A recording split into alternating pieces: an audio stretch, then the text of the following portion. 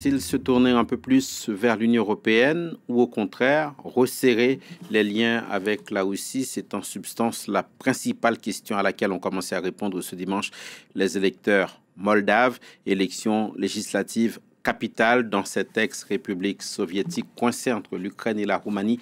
Le vote sera d'ailleurs attentivement suivi tant par Moscou que par les capitales européennes.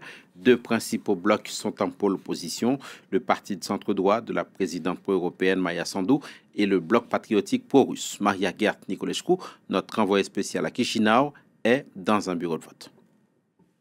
Une élection sous haute tension qui a débuté ici à 7h heure locale, heure de Moldavie. Je me trouve à Chisinau, la capitale, dans un bureau de vote. Mais en tout cas, c'est une élection à enjeu géopolitique puisque les Moldaves devront décider entre poursuivre leur parcours pro-européen. Le pays a d'ores et déjà débuté les négociations d'adhésion à l'Union européenne ou bien retourner sous l'influence de Moscou.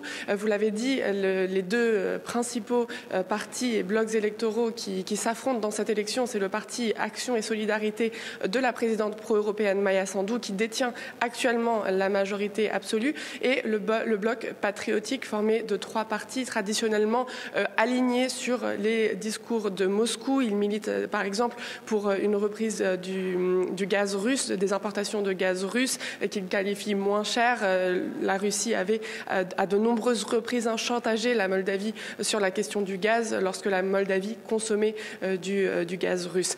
En tout cas, les Moldaves sont conscients de l'importance de cette élection. Lorsque je me suis rendue à travers le pays, eh bien, de nombreux électeurs, même ceux qui sont désenchantés par la politique, m'ont dit qu'ils allaient voter. Les bureaux de vote fermeront à 21h ce soir, heure locale, et le décompte débutera juste après.